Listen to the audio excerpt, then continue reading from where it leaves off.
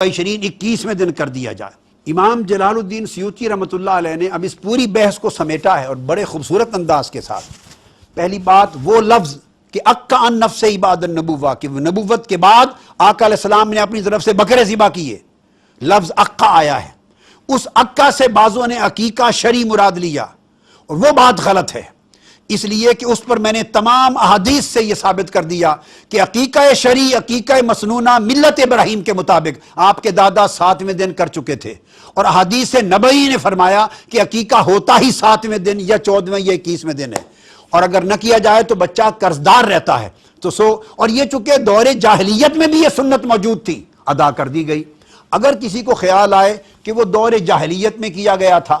इसलिए हुजूर ने अकीका दोबारा दोहराया, तो ये बड़ी जहालत की बात होगी। अगर दौरे जाहिलियत की बात काबिल कबूल नहीं और दोहराना पड़ता है तो हुजूर अलैहि सलाम का पहला निकाह हज़रत खदीजतुल कुबरा का भी दौरे जाहिलियत में हुआ था, बेसत से पहले हुआ था, आपकी बेसत से 15 साल पहले हुआ था, 25 बरस उम्र थी, तो 15 साल बेलान नबुव्वत से पहले का निकाह था। तो हुजूर अलैहि सलाम ने क्या निकाह भी बाद में दोहराया? अस्तगफिरुल्लाह अज़ीम, नहीं दोहराया। इल्ला मा कद सलफ, दौरे जाहिलियत में तो किसी के गुनाह हो गए हों तो वो भी बाद में दोहराए नहीं जाते, उनकी तौबा की जरूरत नहीं पड़ती। चे जाए कि वो हकाम जो हकाम खैर हों, हकाम साले हों, शरीयत ने तो उन सारे के सारे हकाम को बरकरार रखा है,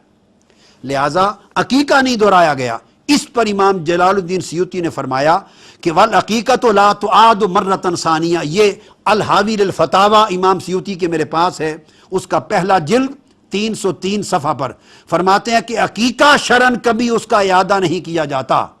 अब सवाल पैदा होता है कि जो आका ने बकरे ज़िबा किए, लोगों को दावत दी, एक एहतमाम किया, एक लंगर तैयार किया, ज़ियाफत की और खाना खिलाया, तो वो पूरी ज़ियाफत किस चीज़ की थी? फरमाया कि इसका एहतमाल किया जाएगा इस बात पर कि ज़ालिका अला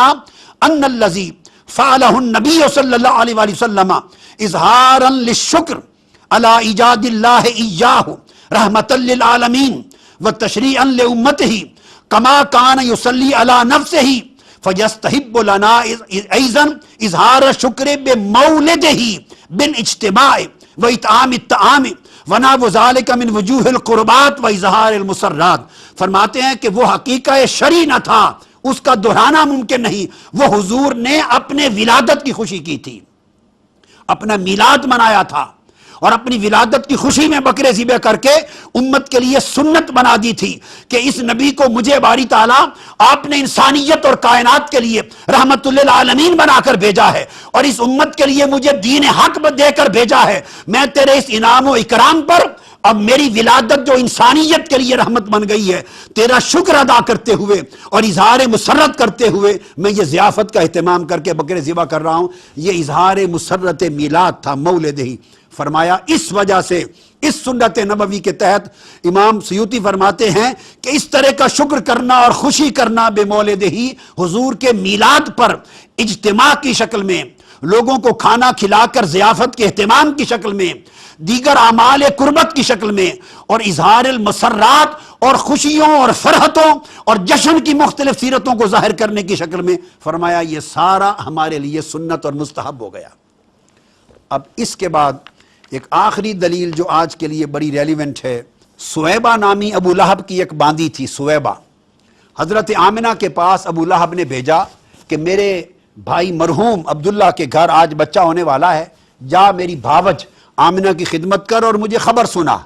सुवैबा गई, आका अलैहिस्सलाम की विलादत हुई और विलादत के बाद पहला दूध भी सुवैबा ने पिलाया। तो ये सही बुखारी है, किताबुन निकाह मेरे हाथ में है, इसमें आका अलैहिस्सलातु वस्सलाम की यह हदीस फरमाया कान अबू लहबिन आतक़हा। अब सुवैबा ने जब आपके ये खबर सुनाई तो उसने इन 2 उंगलियों का इशारा करके सुवैबा को आज़ाद कर दिया। तो हदीस में फलम्मा मात अबू लहबिन उरियहु बादु आलिही बिशर्रिही जबतिन, जब अबू लहब मर गया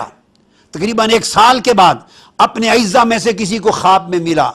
अइज़ा में कौन था? वो हुजूर के चाचा हजरत अब्बास बिन अब्दुल मुत्तलिब थे। उन्होंने पूछा माज़ा लक़ीत, अबू लहब मरने के बाद तेरा हाल क्या हुआ? उसने कहा लम अलक़ बअदकुम गैरा, मुझे तुम्हारे बाद कोई खैर, कोई बेहतरी और आराम नहीं मिला, ऊपर नीचे दाएं बाएं दोज़ख की आग में जल रहा हूं। इल्ला غیر انی سقیت فی ہذہ بعتاقتی سویبہ، سوائے اس کے کہ پیر کے دن جو میں نے مصطفیٰ صلی اللہ علیہ وسلم کی ولادت اور میلاد کی خوشی میں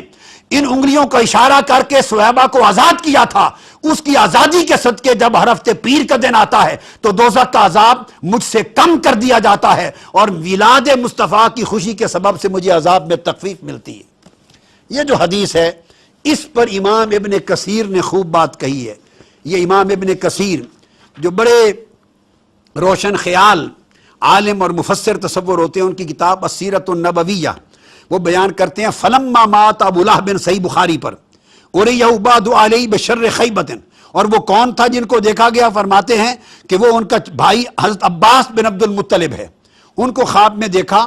انہوں نے کہا لم الق بعدکم خیرا، مجھے کوئی خیر بعد میں نہ ملی، غیر انی سقیت فی ہذہ بعتاقتی سویبہ، سوائے اس کے کہ سویبہ کو آزاد کرنے پر اس دن عذاب میں تخفیف ہوتی ہے، اور اشارہ کیا واشارہ الی نکرۃ التی بین الابہام والتی تلیہ من الاصابع، ان انگلیوں کے درمیان کے حصے کی طرف اشارہ کیا اور کہا کہ یہ حضرت عباس اخوہ العباس نے دیکھا، وکان ذلک بعد سنۃ من وفات ابی لہب، ابو لہب کے مرنے کے سال بعد اس کو خواب آیا، اور اس نے کہا انہ لیخفف علی فی مثل یوم الاثنین، اور یہ جو عذاب مجھ پر اٹھایا جاتا ہے ہر ہفتے میں صرف پیر کے دن اٹھایا جاتا ہے، پیر کے دن۔ اب امام ابن کثیر لکھتے ہیں پیر کا دن کیا تھا؟ لِأَنَّهُ لَمَّا بَشَّرَتْهُ سُوَیبَةٌ بِمِیلَادِ ابن اخیہ محمد ابن عبداللہ، اس کی وجہ یہ تھی کہ وہ پیر کا دن تھا جب حضور کی ولادت ہوئی، اور سویبہ نے میلاد مصطفیٰ کی خوشخبری ابو لہب کو آ کے سنائی، آتَقَہَا مِن سَاعَتِہِ، ابو لہب نے میلاد محمد کی بات سن کر اس کو آزاد کر دیا تھا، اس حضور کے میلاد کی خوشی کے صدقے اس پر دوزخ کا عذاب اٹھا لیا جاتا ہے۔ کل ائمہ محدثین نے یہ بیان کیا کہ جب ایک کافر جس کے کسی دنیاوی نیک عمل کا اجر آخرت میں نہیں ہے، اعمال الکفرۃ ھباء منثورا، کفار کے سارے عمل اسی دنیا کی راحت اور شہرت کی شکل میں اجر دے دیتے ہیں،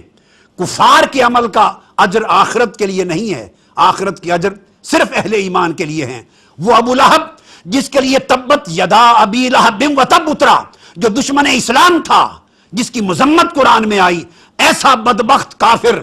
اگر اس نے حضور کی ولادت کی خوشی میں میلاد رسول سمجھ کر نہیں، میلاد محمد سمجھ کر، بھتیجا محمد اس کے میلاد کی خوشی میں سویبہ کو آزاد کر دیا تھا، تو رب کائنات کو اس کی حیا بھی برقرار رہی، اور میلاد محمد کی خوشی میں کیے ہوئے عمل کا اجر اللہ پاک نے اسے ہر پیر کے دن لوٹا کر عذاب آخرت کی تخفیف کی شکل میں ادا کیا۔ محدثین اور ائمہ لکھتے ہیں کہ کافر اگر میلاد مصطفیٰ کی خوشی کی اجر سے محروم نہ رہا تو ایک مومن،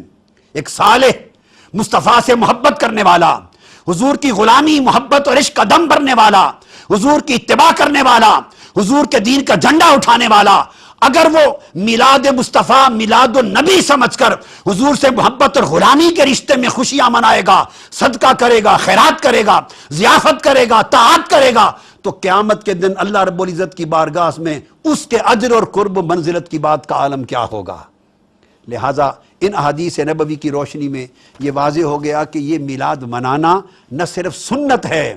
بلکہ سنت سے بڑھ کر باعث اجر، باعث بخشش آخرت ہے۔ اللہ رب العزت توفیق دے کہ ہمیں اس کا فہم نصیب ہو اور ہم اس کو کما حق کو سیلیبریٹ کر سکیں۔ اگلی گفتگو جب آئے گی انشاءاللہ تعالی نیکسٹ، اس میں اس سے اگلے کے حصے جو بڑے اہم ہیں اس میں میں لوں گا کہ ائمہ اور محدثین اس موضوع کے بارے میں 1400 سال میں کیا کہتے رہے، اور مسئلہ بدعت